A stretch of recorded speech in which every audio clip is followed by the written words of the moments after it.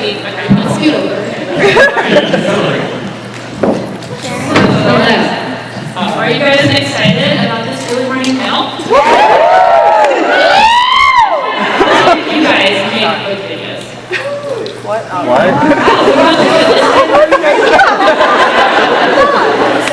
That's awesome. That's super exciting. So we're going to have a really awesome panel today. I want to first start by letting you guys introduce yourselves and talk a little bit about what you do on YouTube.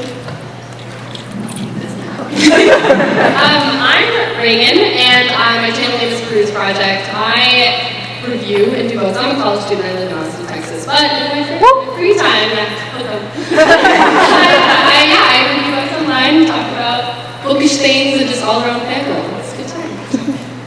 I'm Rinsey. My channel's Rinsey Reads. Same as everyone else, we talk about books online. And I like doing discussions and reviews are mainly what's on my channel. I'm Jesse, I run the channel Jesse the Reader, and I talk about books.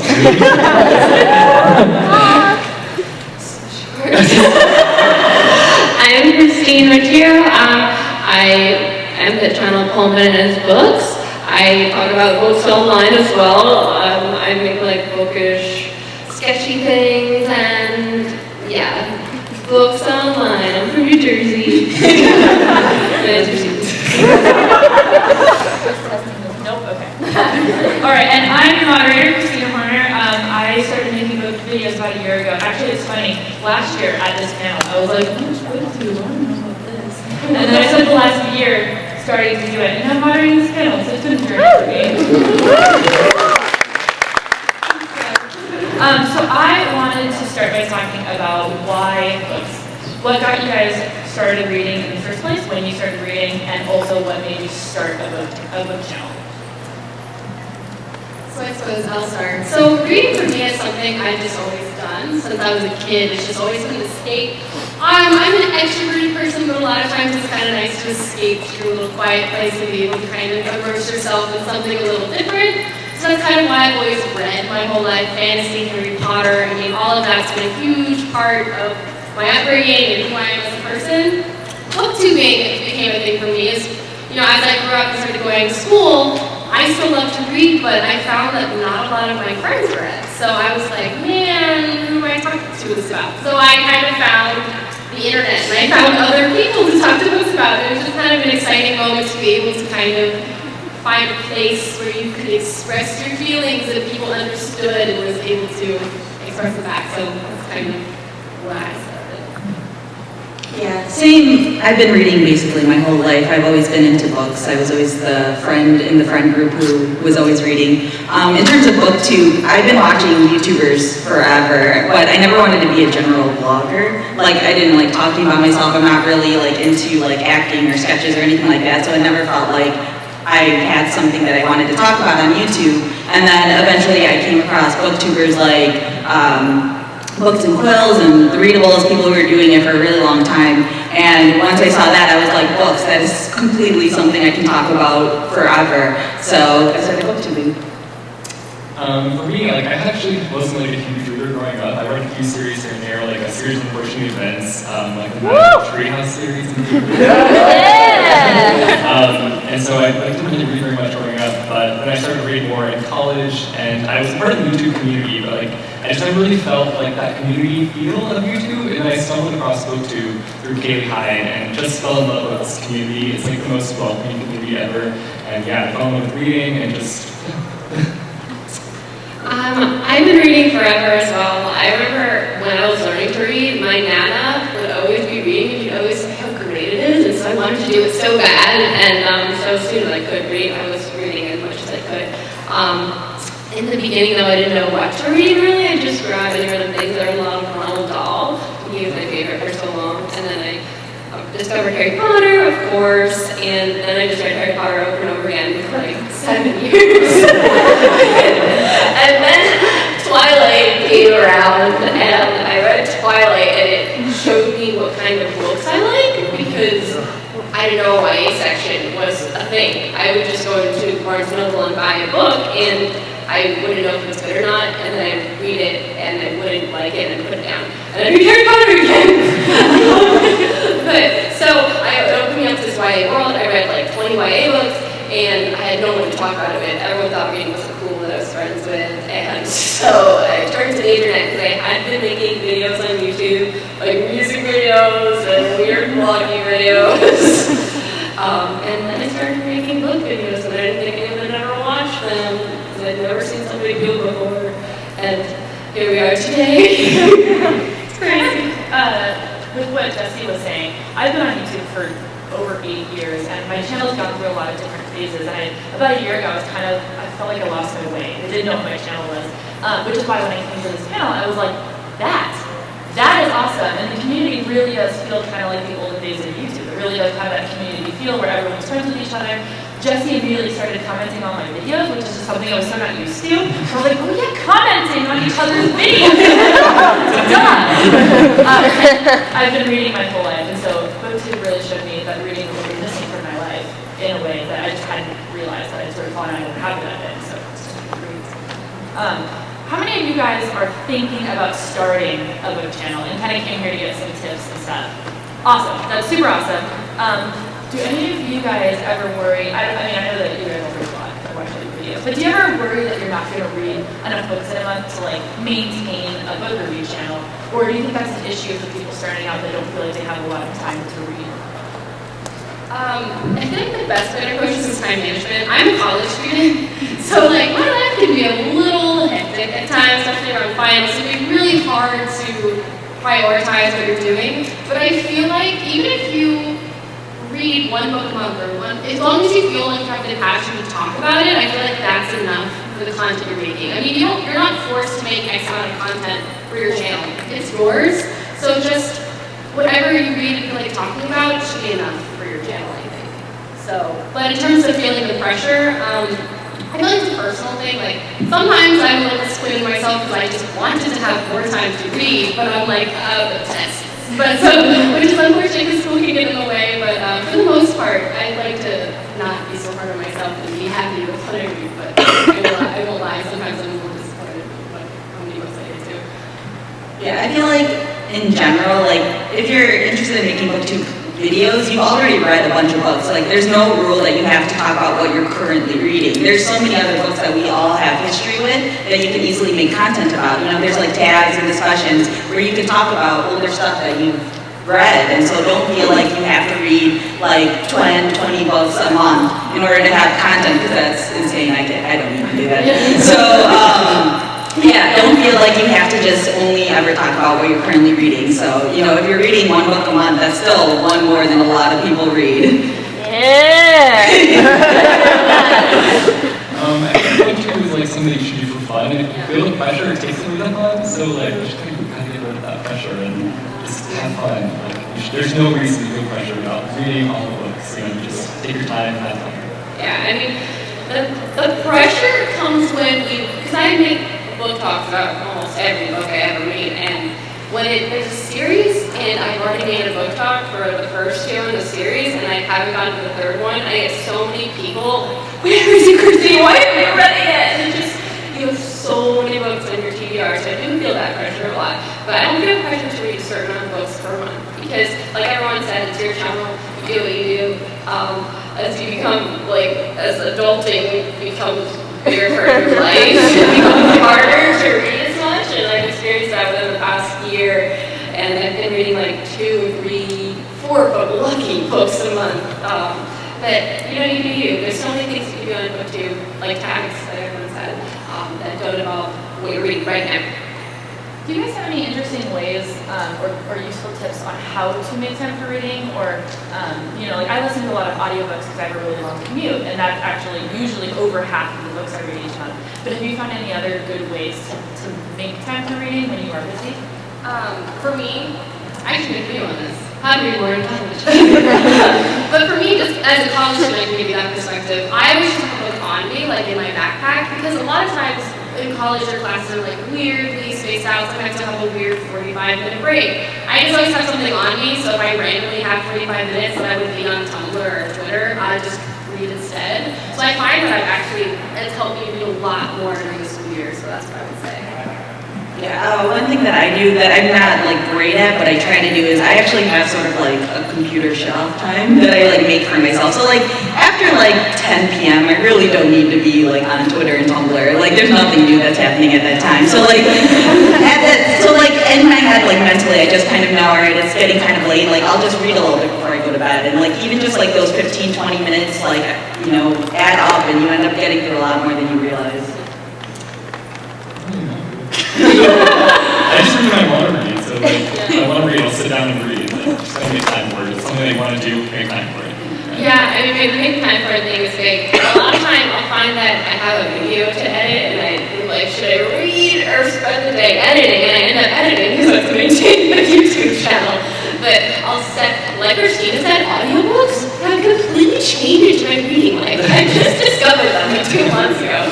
And I've read so much faster. Just I get so proud when I finish an audiobook. But I will, like I said, set apart time. So I'll be like, today is a reading day and I'm going to read this book. I will try to finish the book in like the day because I won't read huge chunks unless I set aside chunks of time. So maybe I read. Also realize that you can listen to audiobooks at like 1.5 times speed. Yeah. See, also online lectures, you can do that too. Change the types of books that you read at all? Or do you ever feel pressured to, I know you talked about this a little bit already, Christine, the finishing series that you kind of started talking about online, but do you ever feel pressured to read certain kinds of books because of your audience expecting it?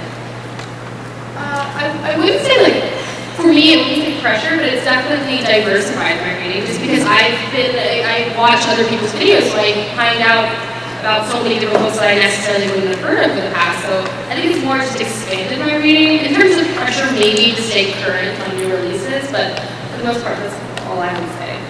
Yeah, I think sometimes I feel a little bit of pressure just because if everyone's talking about a book, I kind of want to join in on the conversation. You can't do it unless you read those books too. So sometimes there is a little bit of that pressure. But one of the things I always hear is that people are like, oh, I don't read YA, so can I book too? And it's like, yeah, absolutely. Like, there's no rule that you have to read young adult books. Like, there's plenty of people who don't, so don't ever feel like there's a specific genre that you have to stick to or, specific types of books. Like, read what you like, and you'll find your audience and your group of people who also like that stuff. I feel pressure from my audience to read certain books, like the Percy Jackson series. It just makes me not want to read it. So,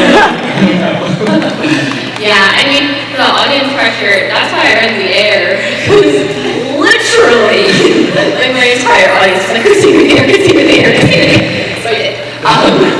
But it's kind of, I felt good about it afterwards. Like, I did something they wanted me to, and made them happy. But I think what Reagan said is true for me. It has diversified what I read because I would have never heard of some of the books Reagan reads. I add those to my list because I never heard of them. She said they were really good. You really made me want to read Star Wars fiction. Yeah. Okay, like everyone should go out and say one book they haven't read or like that they hear about a lot but they shouldn't read or don't want to read. Okay, I'll say this is maybe bad to say here. But the one book I haven't read that is like a sin. I haven't read Fault in Our Stars.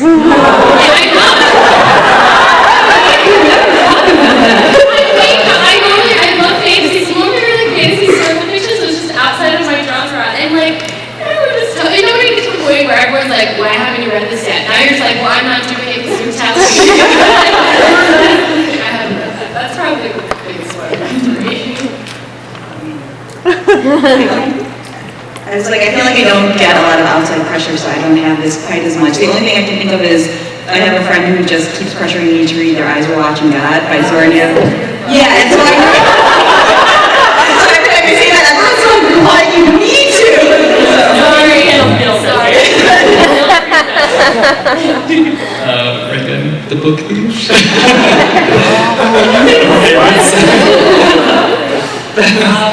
For me, I guess it's Ready Player One. And it's just, I don't know, just because I'm not into video games, my mind is like, you're not going to like it. But everyone loves it, so I know I will. You'll like it. I don't even know if I'm getting this right, but I haven't read, I think, Throne of Glass. Is that the name of the series? Yeah. Okay, I haven't read the series.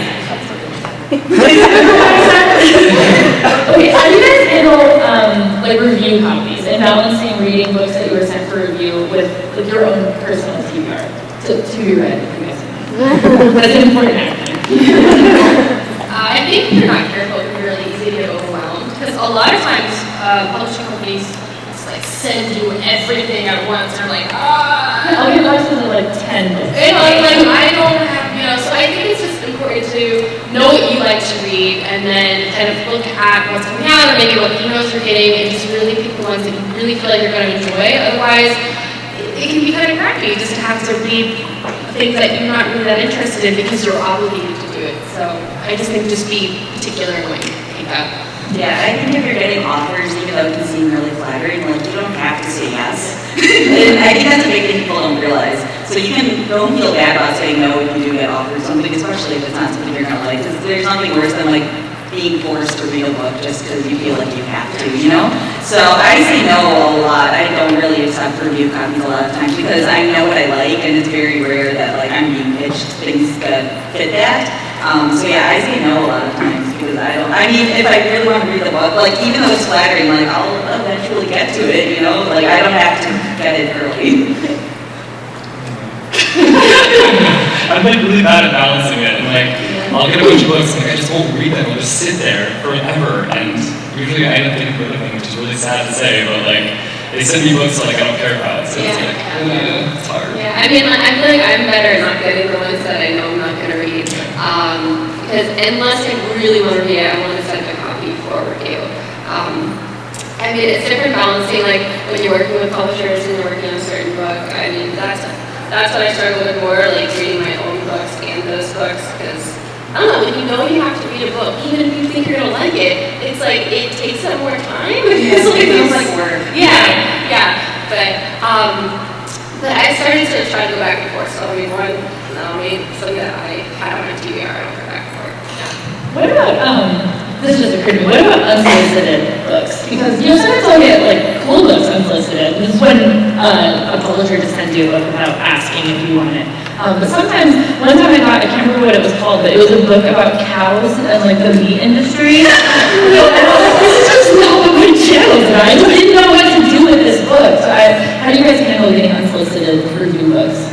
If I get just like books that I didn't ask for and they don't interest me, I donate them, or maybe you might want them. Because I mean, I don't want to just like throw it away because it's a book. It's someone out there will enjoy this, but if I'm not gonna read it, I definitely don't hold on to it.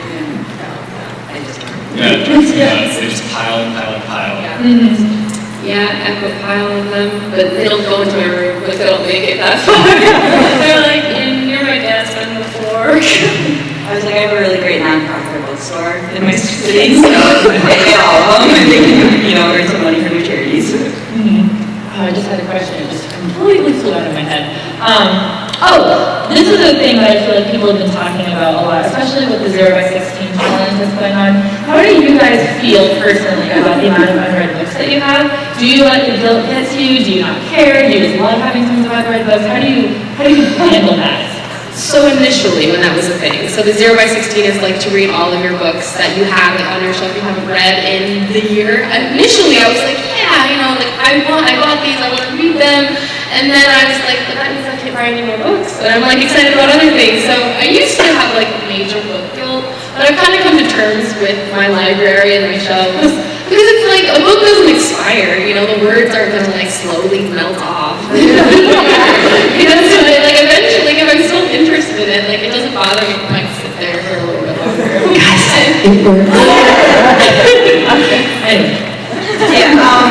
me, I think like a big thing that I deal with is more just, I don't want to spend too much money on books. It's like having an idea of a budget that I spend on books because, when you're an adult, you have bills and things like that, and as much as I would love to spend all my money on books, I can't. So that's really more pressure that I feel. It's like the unread number doesn't really bother me, although like I would like to read all those books eventually, but I don't mind having a decent amount of unread books because I want to read all of them. If I come across a cheap paperback that a book I want to read, I'll buy it, even if I know I have like 50 at home or something. It doesn't matter. It used to stress me out a lot, but I just like, my TBR just keeps growing and growing. It's not necessarily my fault, it's like publishers sending me books a lot of times, so it's like, I don't know. but it doesn't stress me out at all because it's just like more stories to read. They're right there. I can just grab my bookshelf and grab it. It's so nice. Yeah, it's like a cool story in your house. I mean, I go through phases where I stress out by it, and it's just because it's a phase where I haven't read a book in a while. And I'm like, I have so many books, who are you reading? But I always now I've come to accept it. I come to think like, well, when I have kids and I need a book, I'll always have one to read. I was stressing out about it, oh, now it's really loud. Okay. Because I was running out of room and I had stacks of books, and the stacks of books just feel like they're like, you don't even have room for me. But then I bought another bookshelf. And now I am totally good at having stuff. I just sold my second one. I was like, let's see. Okay, we're gonna get real for a second. I feel like this is something that everybody kind of has to figure out on their own. But how do you handle being critical about books or talking about books you don't like, especially when both, for just books that you bought or for books that you were sent for review? Like, how critical do you want us to get, or do you ever feel obligated to, find the good in books, keep it positive? For me, when I review, I before I even consider, a book someone spent a lot of time on, but you also have to acknowledge that someone out there really might love this book. So it's not that I necessarily am trying to, only see positive. So when I'm critical if I read something I don't like, I will talk about the things I don't like, but I'll do it in not a negative way, per se. Not in a degrading way, so say, oh, this was horrible, everyone who liked this is ridiculous. Just being it didn't necessarily work for me in this way, but I can see how, people who enjoy this would also potentially like this. I think it's just being as positive as you can, while still sharing your opinion. Being respectful. Exactly. Yeah, because I think what a lot of people tend to forget is that, when we're reading books, it's all about our opinions about it, and it's an opinion. It's not necessarily always about facts. We feel a certain way, we have preferences, and it's about talking about what your preferences are, and if the book that you're reading doesn't meet those preferences, then you're allowed to say that. Similarly, I never will say, this book was horrible, but if I had a horrible experience reading it, there was a book that I read where I was just I don't understand this, I don't get it. It was a book that I'm not going to say what book it was because I'll feel bad, but it was a book that was pretty popular, and I was just reading it, and I was like, I didn't get it. I don't understand what the hype is, I'm not seeing what other people are seeing, and I think saying it like that is, understandable, because not every book is going to make every person happy. You're going to read books that you don't like, and I think it's okay to say that. Yeah, I think going back to what we're saying, it's just good to point out both the good and negative things about the book. And even in the books that you love, there's going to be some negative things that kind of bugged you. So. Yeah, maybe last year. It's all about having a balance of being honest and not bashing the book. Because someone worked harder than that. You don't want to shit on what they said. Sorry. But again, you want to be honest and just do it in a nice, respectful way. Get your opinion across in a way. What I find problematic, what I didn't like, because you might even be talking about something that other people didn't notice or didn't know about, and so, but then also talking about, how the rest of the book was maybe good, what you liked about it as well. Finding that balance is really cool. Let's talk about reading slumps. we all get them, and I'm wondering for you guys, do you find that you get into slumps? Do you think that having to make videos or feeling like you need to keep up your channel ever contributes to slumps, or are they mutually exclusive? I don't feel like I've had a reading. I don't believe it. I don't feel like it exists because I feel like it's an arbitrary pressure that we put on ourselves. I'm saying it here. I think it's fine to be oh, I don't feel like reading, I'm gonna watch Netflix. You know what I mean? And then you'll feel like reading again. For me, it's not not feeling like reading. It's more I'm so busy, I haven't been reading, and I feel bad about it. And then it's harder to pick something up because you feel bad about it. But I just lost the question. How do we deal with reading slumps? Yeah, or do you feel like having a Booktube channel that you're Having a Booktube channel to it? Or? It does, because you're editing so much to a videos on the Booktube channel. Before I had a channel, I just read so much. I think a lot of times, if I'm in a reading slump, it's usually because I'm reading a book I don't like. Yeah. So then I just don't want to read because it's I'm not enjoying this book. Why would I spend time picking it up when I could be doing something I like? So I think a lot of times, I think a big thing for me and not having a reading slump in a really long time is one, not feeling like putting pressure on myself, but also I DNF a lot. Yeah. So, that's for do not finish. If you're not sure. Yeah, so I like put down books all the time. And sometimes I'll put down the book after I read it for like 50 pages and I'll pick it up like months later and I'll love it, you know? So I think it's a lot. I'm very much a mood reader, so if I'm not into it, I'll just put the book down. I have no issue with that. It's not worth it. There's so many books. Exactly. Yeah. I know. I really tried to develop the mantra, like life is too short to read books that I'm not liking. Exactly. If I'm not liking something, put it down, I don't know books about it. Yeah. You know? I had about a month actually where like the slump was that I couldn't figure out what I wanted to read. Yeah. And I started and read about 30 pages of about 6 books and like none of them stuck. And so I finally decided to find like a really like fun, easy, quick Yeah, I get find back that into also finishing the book. Yeah. Yeah. Like the contemporaries that are really fluffy and fun always get you back into it. It's so easy to read it. Yeah, I think a lot of times even I'll just avoid reading for a while and I'll just like, you know, marathon Gilmore Girls for like a week. Yeah. And then when I'm done, I'm like, all right, I'm ready to read again. It's like sometimes you just need to like step away from reading and I think that's totally fine. You don't have to be like, you have to read every single day. Yeah, revisiting an old favorite is good too. Yeah. Like for me, like Christine likes to read like contemporaries. For me, I'm like, where's my old fantasy novel? Let's get back into where's my history of Russia text. Sorry, Nicholas II, where are you?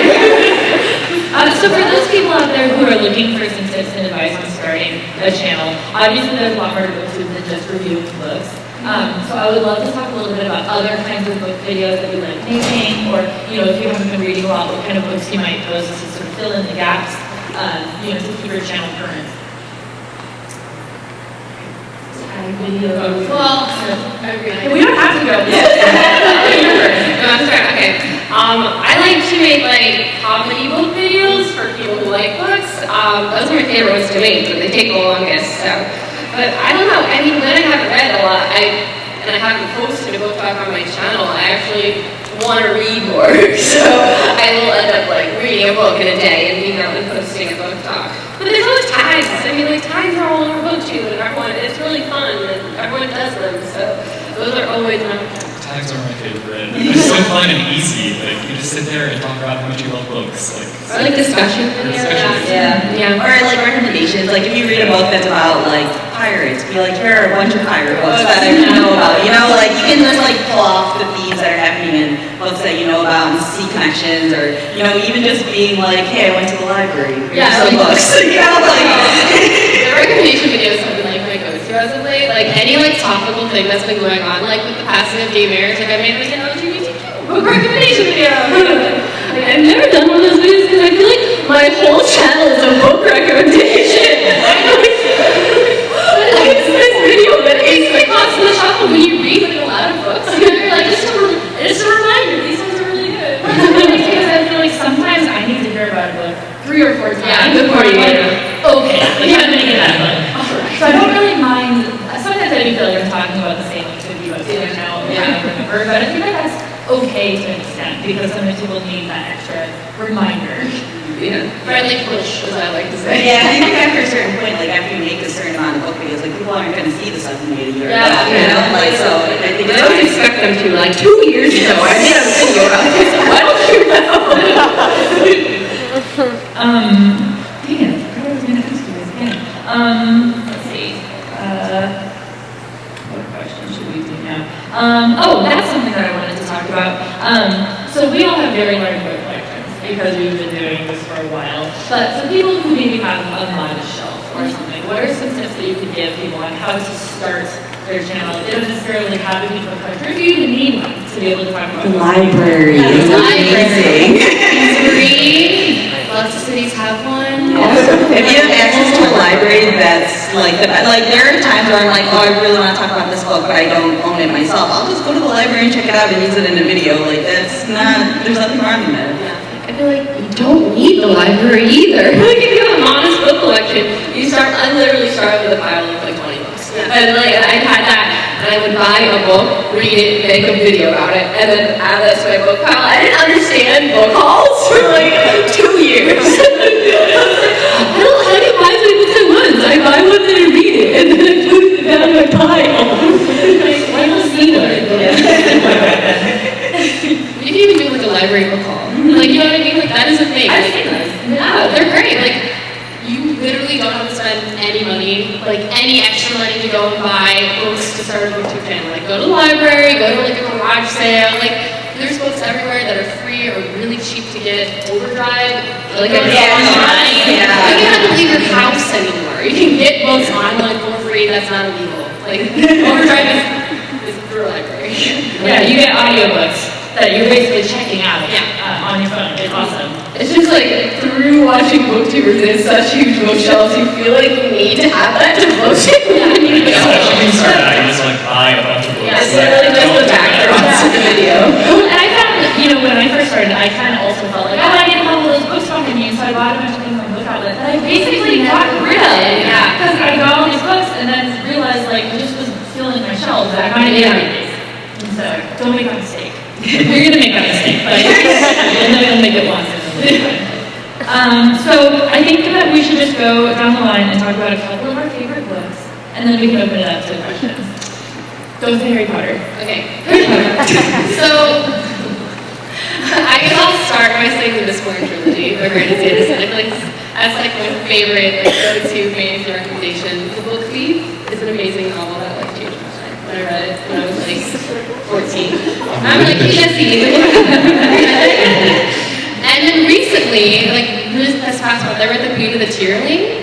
Amazing. That's going to be a movie with Emma Watson, so get on that. That was really good. Yeah, I'm ready for that.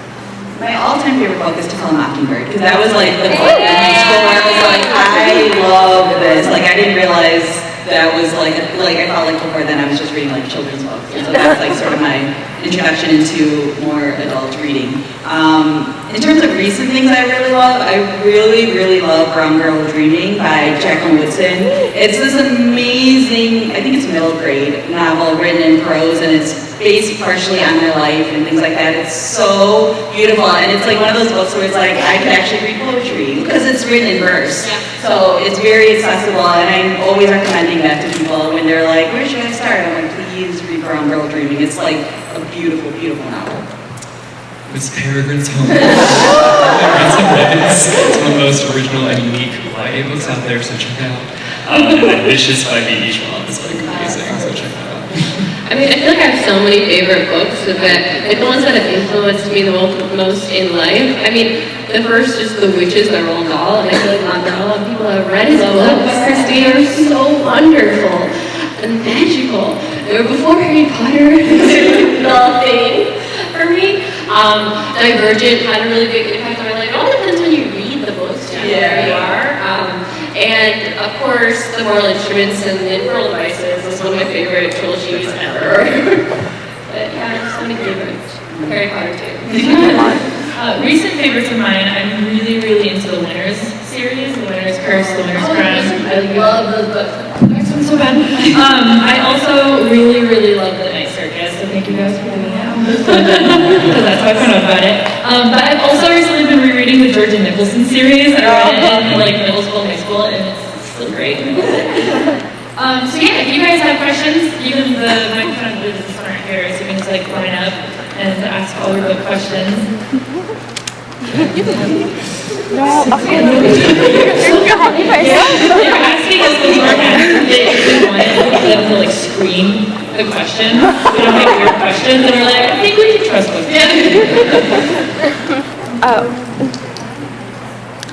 Hi, my name is Amy, and I do a book channel where I review books with why you should read that book and how it will make you a better writer. And so my question is, do you feel like you have a niche, and do you feel like that limits you? Or if you don't, what do you feel like, what do you feel limits you on your channel? Quick, what's your channel? Just Amy Luce. Awesome. I think one thing for me, at least, is like I've started talking about diversity a lot on my channel, and so one of the things I've personally been doing is trying to pick up books that are not by white people. No offense, white people. So I feel like that's sort of becoming my niche without it like specific, like without me overtly saying it. And it does feel a little bit limiting because there are times where I'll be like, oh, I really want to read this book that everyone else is reading, but I also, it's written by a white person. So, yeah, I mean, it does feel a little bit limiting, but at the same time, I kind of like the fact that I'm talking about books that not other people are talking about, which I think is really interesting, so. In the past 6 months, I feel like I've kind of broken out of my niche, which I love YA, I will always love YA, but when starting it, I like started watching with Booktubers, and I found out more adult fiction, and more like, just more things. So I just started reading more diversely in genre, and that's kind of affected my channel. In terms of niche, like just books, yeah, I'll probably just do books. That's really what I want to talk about, but yeah. I think the thing you have to realize with niches is like, don't feel bad about having a niche, because like even though your audience may not be like in the hundreds of thousands of subscribers, you're gonna find those people who are really passionate about that niche, and those are like more, I think that's great too, like to have that like core group who love that topic that you talk about. I mean, I don't feel like I have a niche, even though like I'll read what I want to read, you know, read in a niche. The only thing I feel limited by is time. I just like don't have enough time for anything I ever want to do. And like whenever I spend like a week editing like a video that isn't a book review, like a sketch sort of thing, I'll get so many comments like, why don't you make more videos like this? I'm like,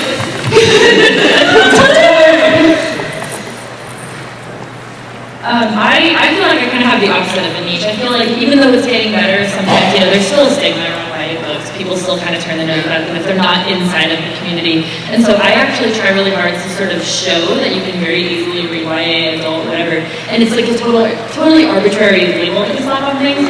I read books, like I read Landline by Erin Morale. I didn't even know it was a cult book. And I was like, oh, that was great. And it's all just like other books. And so yeah, I kind of show, you know, how it doesn't really matter. Kind of read whatever books you want, but I also feel very strongly about reading things that are feminist, and so sometimes popular books are not, and I struggle with that a little bit. So I'm like, how do I talk about this because people love it and it has problems, and so that can sometimes be a challenge for me. Thank you. Thank you. Hi, I'm Emily. I just have a question. It's kind of out of the blue. If you have an advanced reader's copy and you read that and then you end up reading the actual copy when it comes out, does it confuse you, like if editing comes in and there's like total holes in what you thought you knew? Is there like ever a problem with that? Or I really can't make myself read it again. I feel like I'm wasting time. I've had so much trouble rereading anything the past 2 years. My mind is like, Christine, you have 50 and a million books. You have to read a different book. You have to read a different story. You have to like eat something new. It's in ARC though. I'm like, I wonder what changed. Like if I hear that it is a very unfinished version of it, I won't read it. I'll wait until the next version. Yeah, I got a couple of books at VEA that I found out were like a year from publication. I was like, I don't even think this author really wants me to read. Yeah, so I'm just gonna. Yeah. Thank you. Also, really quickly, if you have a book channel, when you come up here, feel free to announce what it is. In that case, my name is Robin, and I run a channel that's, okay, I shouldn't call it a channel. It's not quite on YouTube yet. It's called Drunk Austin. And we, yeah. Woo, DJ Nice. And I have like 6 questions for you guys. I'll keep it to one. We are trying to get more into doing what you guys do. We want to do more reviews. We want to branch out. We don't just do Jane Austen. We do like all sorts of classic literature from that era. And we do it while tipsy. I want to ask you guys, how do you form a relationship with the publishers and the authors that you want to review their books? You want those ARCs. You want them to talk to you and you to them and get things going for your channel through them. But you're brand new. Like, we've been around for about 1.5 years now, and it's still a struggle. I mean, some publishers have a subscriber number that you have to hit kind of before they'll send you free books. I would recommend, because a lot of times we get emailed directly, but if you reach out to them maybe on different social media platforms, like Twitter, especially if you want to connect directly with an author, like Twitter is a great way. Like I've talked to a lot of authors. Twitter is a really accessible way to talk to them. And I mean, like, again, you have to establish your channel to a point where the publishers will accept working with you because they do have like a subscriber limit that they will. Do you know what that limit is? It kind of varies from publisher to publisher, but maybe you could reach out to, maybe like an independent publisher or smaller one, because also publishers like seeing that you've worked with people in the past. It kind of, gives you a little bit of credibility. So if you work with some of these smaller ones, it makes your channel look like one that's, used to working with branded content. Great. But definitely try to just talk to authors online, when you can. The one thing I did too when I first started like 2 years ago, I just went to like publishing their websites, like Penguin, and they would be like for inquiries, business inquiries, you could just email them. Honestly, they might respond, they might not respond, but I remember that's like the first thing I did. Yeah, and they will often sometimes tell you like, oh, come back when you have X amount of subscribers, and then we'd love to work with you, like that kind of stuff. Do you just send an email saying like I would like ARCs? That's all you Just say? say like I have a channel, this is what I do, I'd love to work with somebody. Yeah, and then you have like an idea in mind, like, of like what type of genres or books that you're looking for. Because like if you just send it to like Penguin, they have like millions of imprints and things like that. So especially if you know what the smaller imprints are under the big publishers, and like this is like the fantasy section, so I'm gonna email them that really helps too. Thank you. Thank you. Oh, sorry. Okay, hi, my name is Sophie, and I noticed that a lot of you guys have been reading comic books and sort of getting into that. Do you think there's a stigma in the Booktube community, like comic books aren't real books? Because I want to start like doing that, because I don't see a whole lot of comic book discussion. Do it. Do it. I will watch that. I know someone who was more from the comic book community who came more into Booktube, and apparently the comic book community, not to like speak generally, but can be a little snobby because like if you haven't read like all 1,000. Yeah, that's very true. Have the credibility, but like that doesn't exist here because we're all kind of new to comics. I feel like It's a new thing on Booktube right now. I feel like we've all, I've read a few graphic novels. I've enjoyed every single, I shouldn't say that. I've enjoyed a lot of the ones I've read. But I wouldn't consider myself an expert. I don't think there's a stigma. I mean, Jessie just started doing more comic book related things. I think the only time there might be a stigma is if you put it up. Like, people are such sticklers about the Goodreads Review Book Challenge. Yeah. So people are like, oh, you read like 20 comic books. So I'm like, I don't care about that. I don't care. I legitimately set my Goodreads challenge higher because I knew that like 25 of them would be comic books. Yeah. So you should do that. Yeah, do it. And then let us know what your channel is. Okay, thank you. Hi, I'm Casey. I'm from Adaptive Studios. I've actually worked with a couple of you before. Hi, and we're a small publisher, so if you guys have channels, take my card after this because we want to work with a lot of different people. So, but I did have a question from the industry side of things too. Like maybe, I know you talked about content-wise and how when you're approached with a review or a video that's like a big decision maker. But other than the content being of interest to you, is there any like big do's or don'ts when you're approached to make a video or a review? I've had a couple times I've had publishing companies send a book plus like a fun little thing, like little like puzzle box that you open on camera or like some other cool stuff, and that always I'm way more inclined to make a video out of. There's like something cool with it. I mean, you don't have to do that every time, but like that's been a cool thing that I've gotten a couple of times with review books. Yeah, I don't know when it comes to do's or don'ts really when it comes to mine, but You just like pitch your idea. yeah, if not, then we'll pitch you something else that will work for our channel. Right. Yeah, being open to letting the creators, make sure that they're doing something that's going to work with their audience, because often the creators know best what their audience is going to like.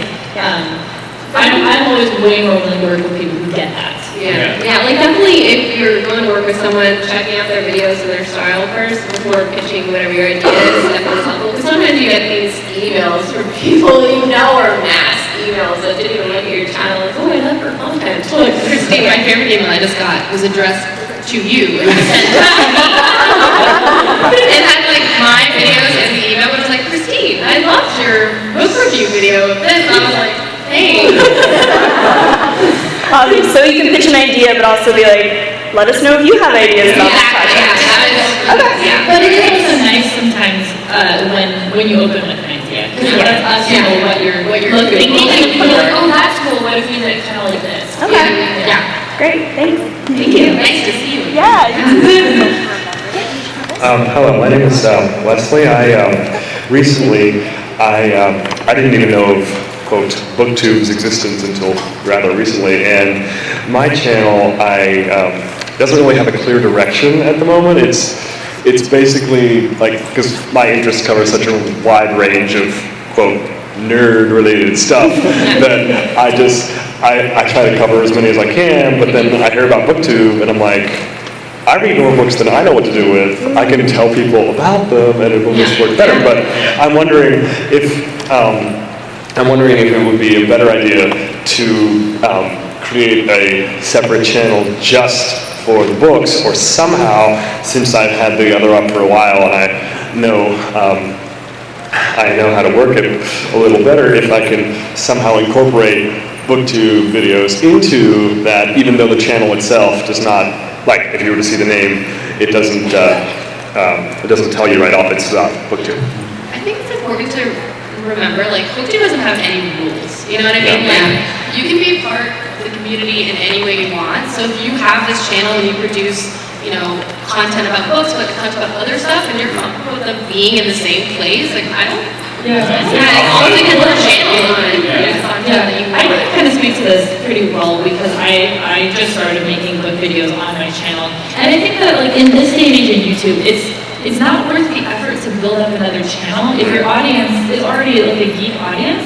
You know, like, you don't have to stop making your other videos, and people might start reading because they're watching your videos, or they just won't watch those ones. So I'm pretty anti like getting a second channel unless you have like a big plan for it. Well, I'm not even 100. I'm not even at like 100 subscribers yet. I'm like 2 channels is tough too. It's tough and it maintains. And like I did it for like a year or 2, and now my other channel is just, you know, I do on the other side.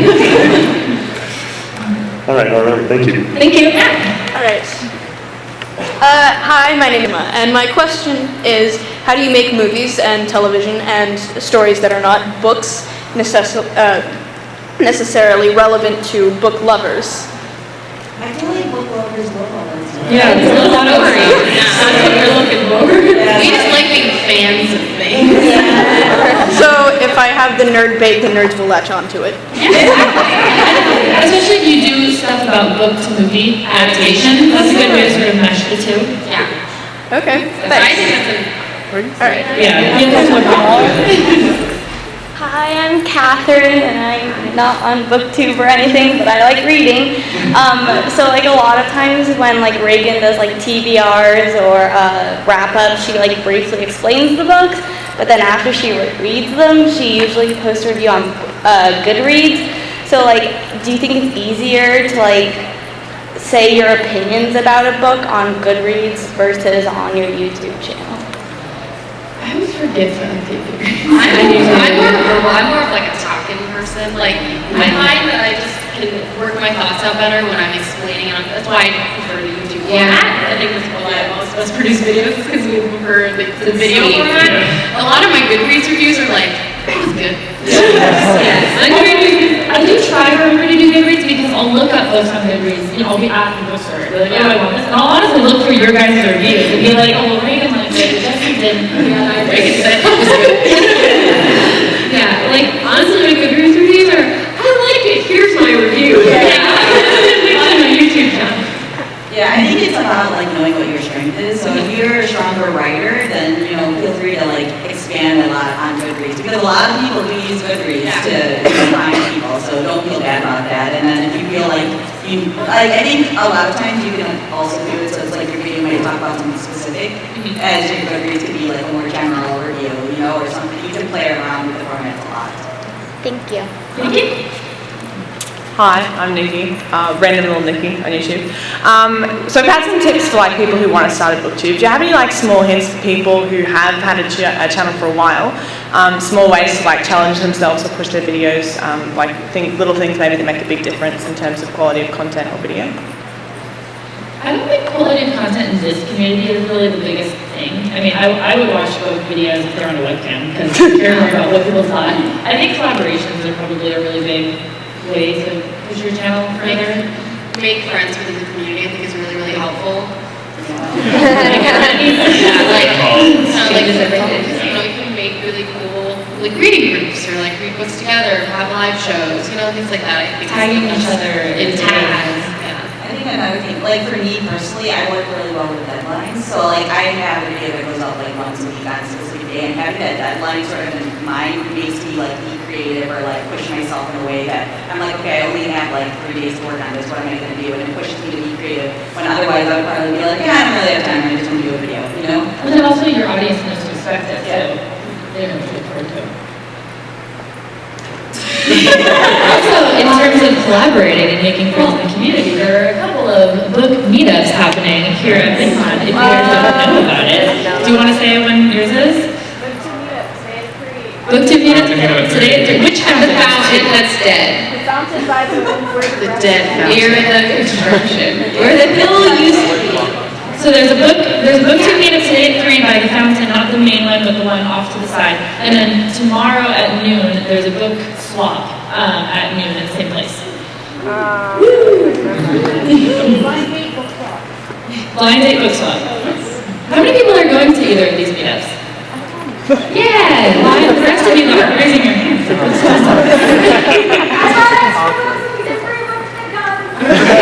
got extra books too, so don't feel like you can't go to the blind date book swap. Where is the book swap? It's at the fountain, not the main fountain, but the fountain. They're at the same side. place? Yeah. Okay. Wait, Yeah. in front of where the concert is? Yes. Oh. In front of where the concert is. Okay, my name is Graham. My channel is GH Books, and I primarily review nonfiction, and that's technically a genre which is, it's not too prevalent in the booktube community, at least what I've seen. So I guess, what advice would you have for trying to grow a channel that's not exactly in the biggest category of booktubers? And find other people that are doing the same thing. Search books that you have read in the YouTube search bar. And if there are people that have talked about them, like comment on their videos, make friends with them. That's how you'll find a community. Yeah. Can you repeat your channel name? GH Books. GH Books.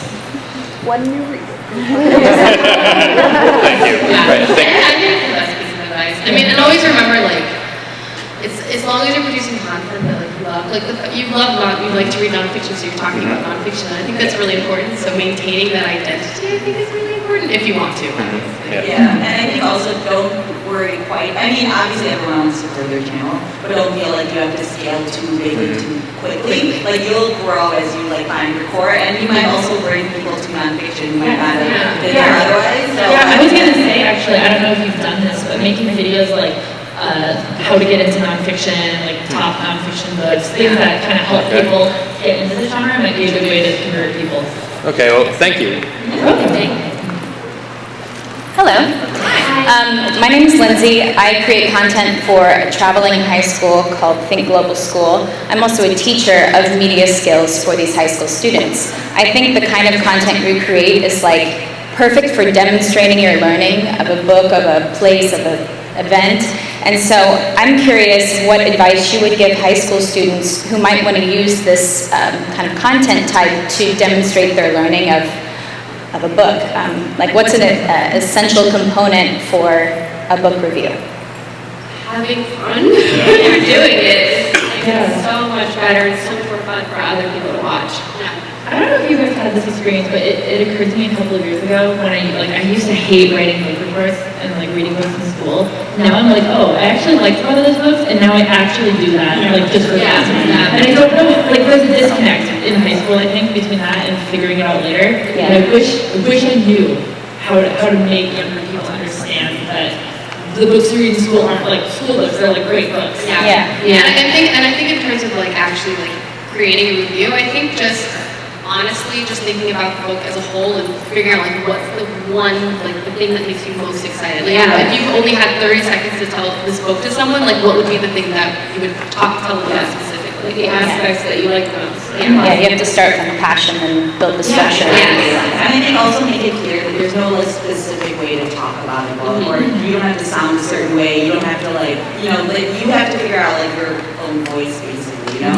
And so like I think that's a big thing where kids feel like, oh, I have to talk about these specific I have to think about themes and motifs and, yeah, exactly. And like a lot of times, you know, you just want to talk about the actual plot and the characters and the things that you really stood out to you. So. Yeah, and in school, when you read a book, you usually concentrate on like what you don't like about reading it. Yeah. And you just have to think about that one thing that we did like, that stood out. We did a thing one time in school where we got like this long list of books and we actually got to pick what we read, and there were like fantasy books on there and stuff. And so that was the one time that I was like, oh, I get to read a cool book. And so I think like, I don't know, stuff like that, or maybe like, you know, you start with a book that you like and you pick, and you make a review that way, so you kind of learn. So now when I do my next school book, it's the same thing. That's something that might help too. Okay. Thank you very much. Hi, my name is Melanie. I'm also doing a show on nonfiction authors. So I need to be friends with that guy. And what we do is we actually interview the authors, and they tell us how they created their book and the writing process and how they got their content out to help encourage and inspire other authors to write their books. And then we go into what their book is and promote their book and talk about the content so people can learn about their nonfiction that they wrote about. My question is actually, I didn't even know booktubing existed. So we have a channel, it's called Hot Chicks Write Hot Books, but we also interview hot guys, and we believe everyone is a hot chick and a hot guy inside. And so how do we join the community? I mean, what do I do online do I have to change the name, or do I have to do a hashtag on it? You're already in it. Interact with people that you watch. If you start watching other people's content, interact with them, comment. Comment on videos, yeah. Commenting is huge. Okay. I've legitimately found a lot of booktubers from seeing that they comment on my videos and then going and checking out their channel and subscribing and talking on Twitter. Okay. It just snowballs. Yeah. So just subscribe to other people and hashtag and comment on their stuff, and then I'm in? Real life. Yeah. You know, like just talk to people, and then, you know, as like you talk to more people, as people are interested, I'll check out your channel and things like that. So just like real Make life. friends. Yeah. Okay, cool. All right, and our channel is called Hot Chicks Write Hot Books. So, and if anybody's a nonfiction author, please talk to me. We'd love to interview you. Thanks. Hi, my name's Alex. I used to, several years ago, have a review channel for other sorts of things, and I'm sort of looking into getting into Booktube, but what I sort of ran into with my other channel was, and you guys say you work with publishers, but I found that it was very difficult to get my reviews out there because there was a lot of conflict with publishers that my content would be taken down by them. Do any of you run into that? Do you have solutions for when you run into copyright issues? Actually, usually it's like film and television, and music is really big about taking down copyright stuff. But I feel like I was like, even if the publisher has no idea that Booktube exists, or if they do, they're really excited about it. Yeah, they're happy for as long as they're not like, you know, reading the book. And like giving every PDF. You would do like a quote, but probably don't like read a whole, like, this is chapter 7. Yeah. The characters, like, I got in trouble for saying names of characters was something that I was very confused about. So, thanks. Yeah. Okay. What people are nicer. Well, it is actually 11:59, so thank you guys so much for being on the